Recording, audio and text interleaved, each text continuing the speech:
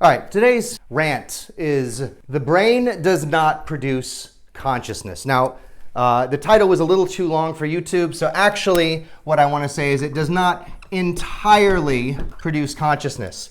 Consciousness is not entirely produced by the brain or even by the body as a whole. I proved this.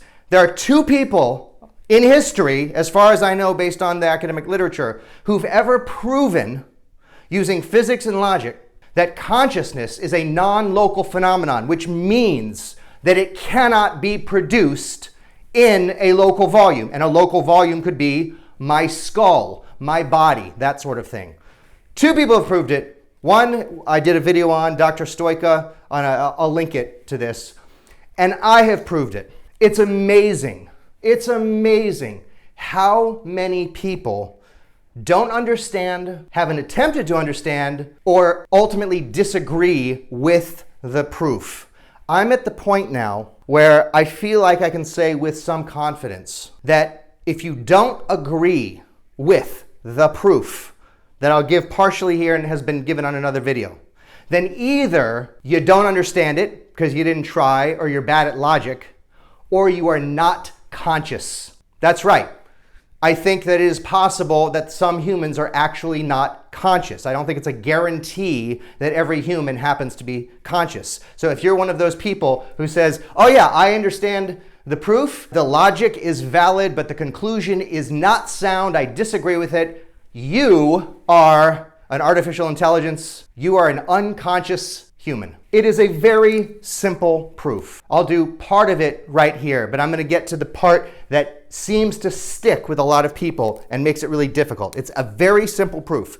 We're going to make one assumption. In the previous video, I made two assumptions, and now I'm just going to even make it even simpler. One stupid assumption, and that is assume that a conscious state is entirely produced by a local physical state. That's it. That's all I'm assuming, and I'm going to prove it wrong. Now, what this implies, and the reason there were two assumptions on the last video, is that if you have a local physical state, so a local physical state, just imagine some circle or some volume inside which has information. There might be a person inside here, right? There might be just the brain inside there, whatever it happens to be. The point is, the assumption is that if this person is conscious, then that person has a conscious state. That conscious state is produced entirely by what's inside a closed volume, what's called a local volume. It can be as big as you want it to be. It could be Earth. It could be our galaxy. It doesn't matter. The point is, this is a very simple, clear assumption. I'm going to prove it wrong. And if you disagree, you are not conscious. Now, the fact that it's a local physical state implies that it can be copied or at least can reappear elsewhere in space-time. And the reason for that, ask any physicist about the Bekenstein bound, there is a limited amount of information that can exist inside a volume. And what this implies is that that information can be copied, if it's not quantum information, can be copied elsewhere in space-time. But even if it is quantum information, which I think is how the Bekenstein bound was derived anyway, you can't copy it because of quantum no cloning, but that information could spontaneously reappear elsewhere in space-time. And in fact, if the universe is expanding ad infinitum, then it's just a matter of time, according to the theorist, before whatever's in this volume of information does reappear elsewhere. So the point is, once you assume this, it automatically assumes that what's inside here could reappear elsewhere in space-time. So that's it. That's the only assumption.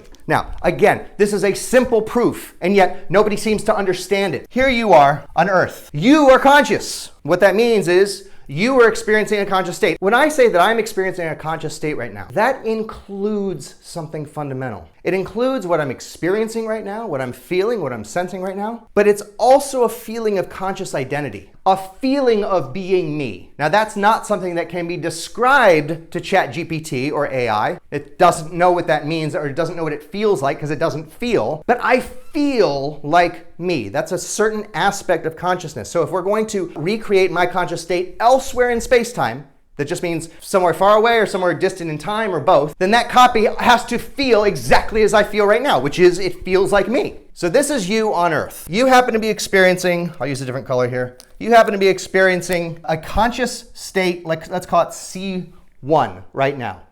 Now by the assumption, remember the only assumption here, by one assumption, the thing that created that was, let's call it a state, a physical state S1. Now I think in the previous video, I called this brain state 1, B1, because I was trying to make it simple, but I'm going to be even broader. We're just going to say that the state S1 could be the brain, could be the body, could be something bigger. It doesn't matter. It's a local volume of information. It's a state. So this S1 creates the conscious state C1.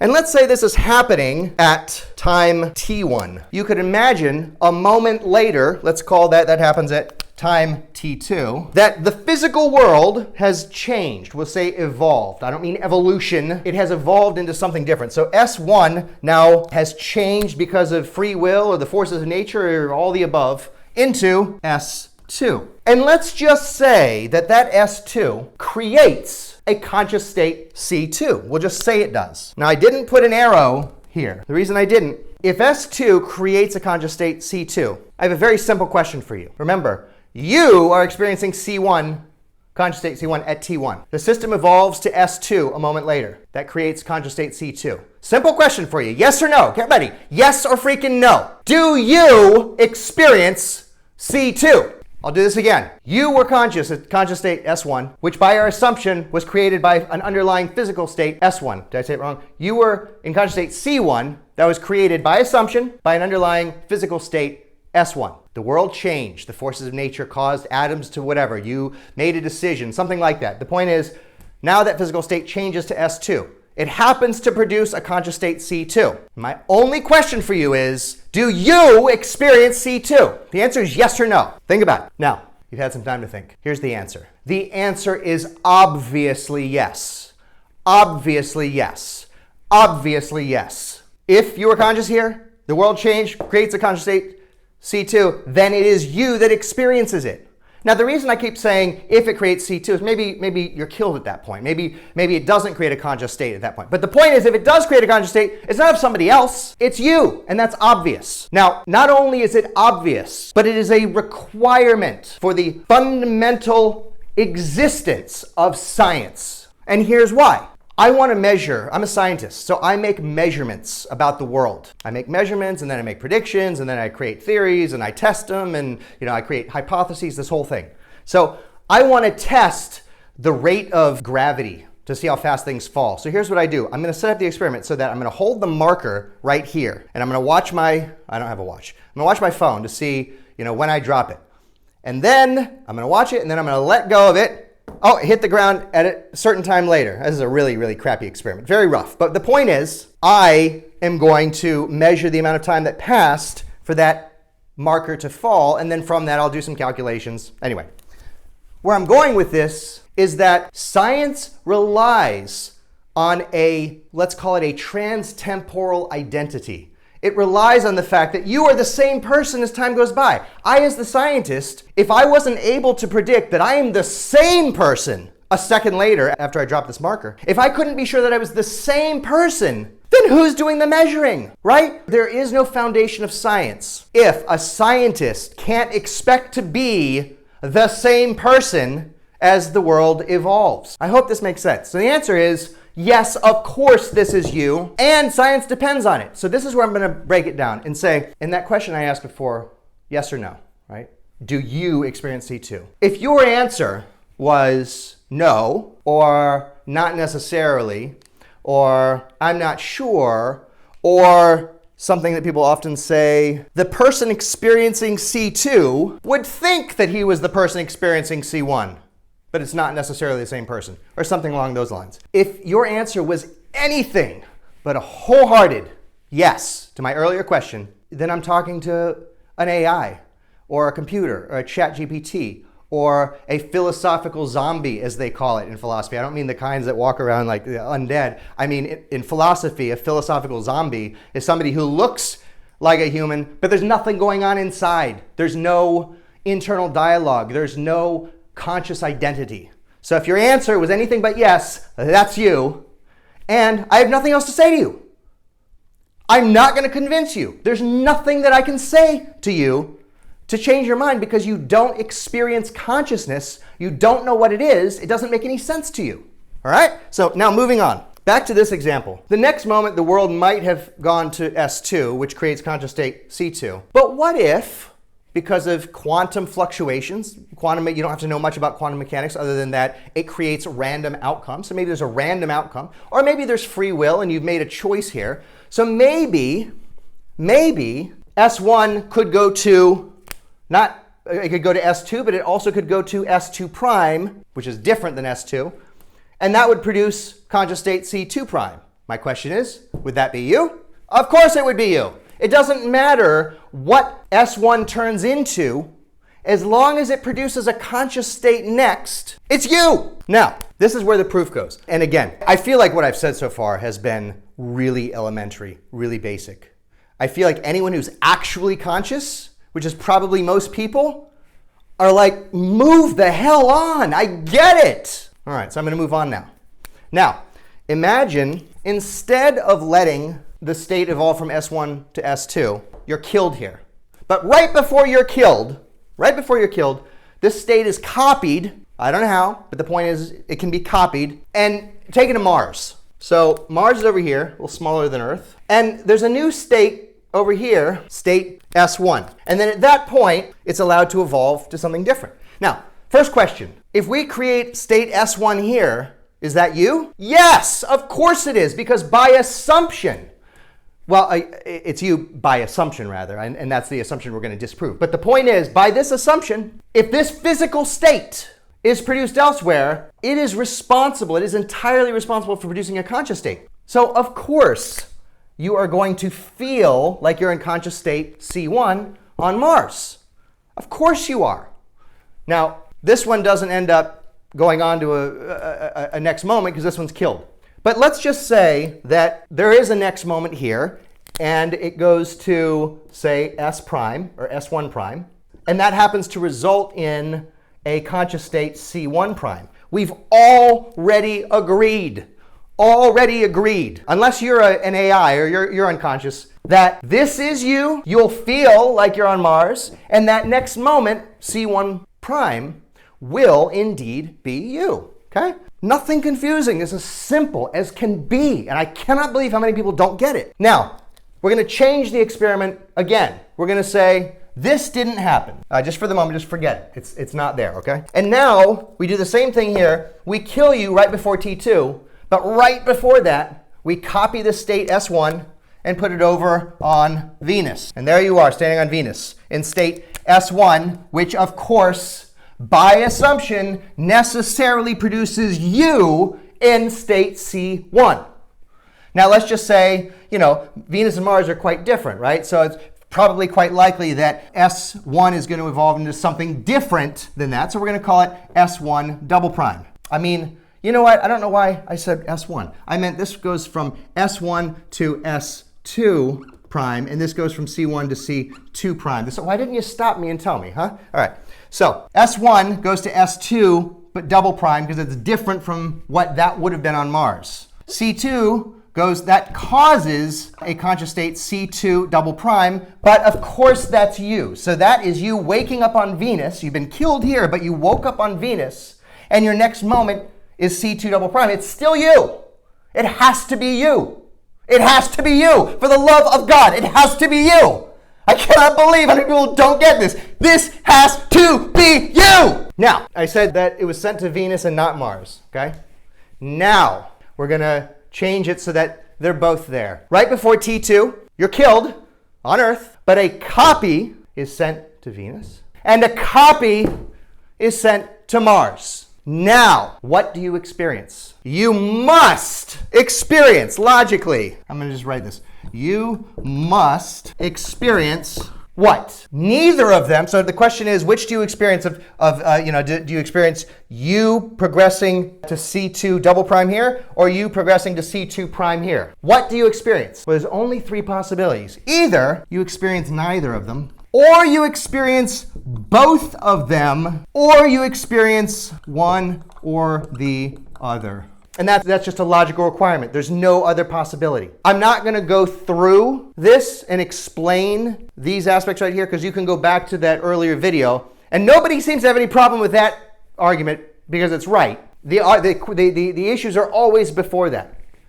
But once we get to this point, what I do in the other video is I show logically, because of what it depends on is the fact that information has a speed limit called the speed of light, but it doesn't even matter if it's the speed of light. The point is, as long as information does not transmit infinitely fast, which is to say we live in a local universe, nobody debates that. Based on that physics principle, I showed that, well, this is wrong, and this is wrong, and this is wrong.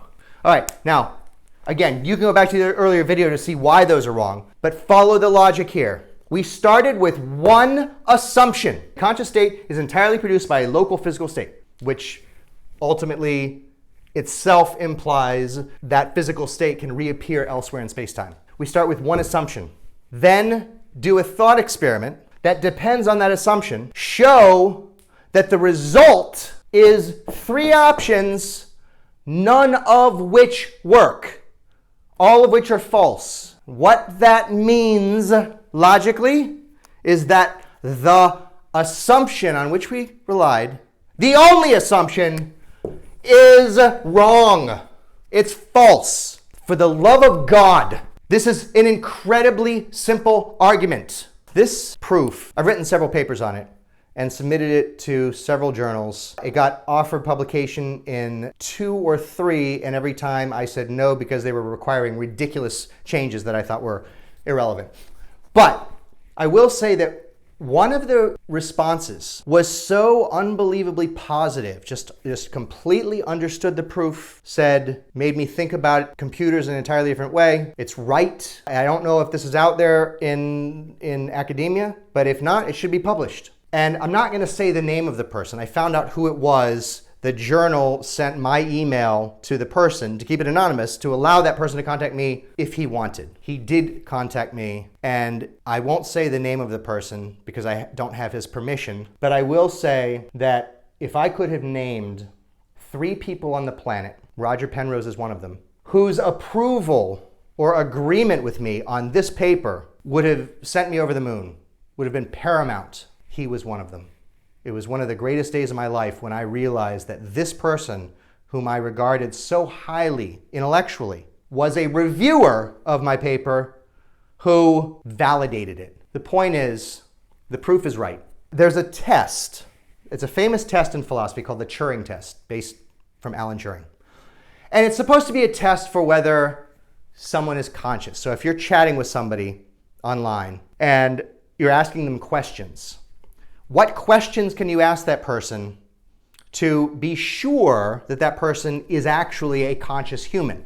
So you could ask, so you could ask ChatGPT a whole bunch of questions. We know it's not conscious, but it'll still come back with answers. So there is no real Turing test. It's some sort of this hypothetical idea that you could ask enough questions of somebody to discover that they actually were or were not conscious. I'm going to propose the Knight test. My name is Andrew Knight, and my Knight test is this. The only people who openly disagree with the conclusion of this proof, and it is a proof, are people who either don't understand it, aren't good at logic, or are not conscious. So here's my Knight test for consciousness. If you understand this proof, but you don't agree with the conclusion, you are not conscious. Having said that, do I think that there are actually humans who are not conscious? I do. Just my personal belief. This has nothing to do with a proof here. It's just what I have sort of surmised from my years of experience. I think that human empathy and human connection is actually a requirement for consciousness. I think that they are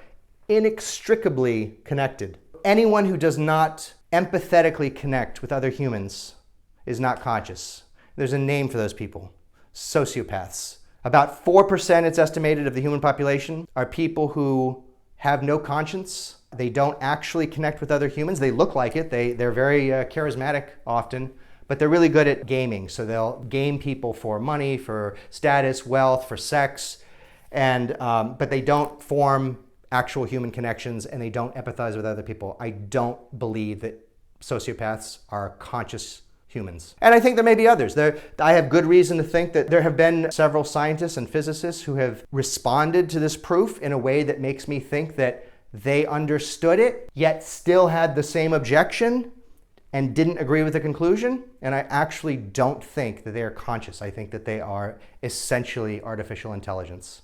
All right, that's it.